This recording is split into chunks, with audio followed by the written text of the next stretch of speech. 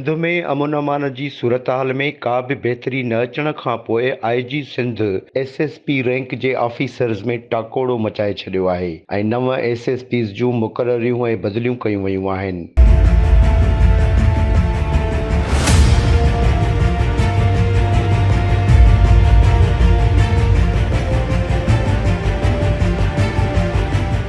IG Sindh जे मंज़ूरीअ सां जारी कयल नोटिफिकेशन्स मूजिबि एसएसपी इरफान समूह खे शिकारपुर मां बदिली करे कशमोर में एसएसपी मुक़ररु कयो वियो आहे ऐं एसएसपी हैदराबाद अमजद शेख खे एसएसपी शिकारपुर लॻायो वियो आहे। एसएसपी सीटीडी कराची साजिद अमीर सदोज़ई खे बदिली करे एसएसपी हैदराबाद मुक़ररु कयो वियो आहे।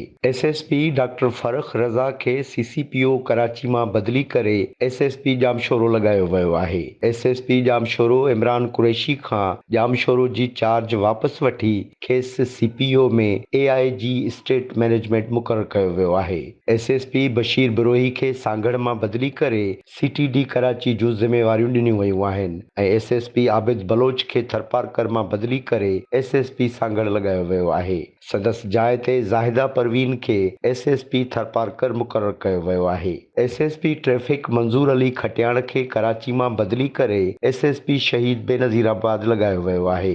सवाल इहो आहे त छा एसएसपीज़ जे एॾे वॾे पैमाने ते कयल मुक़ररनि ऐं बदिलियुनि सां सिंध में अमन अमान जे सूरतहाल में का बहितरी बि ईंदी या न।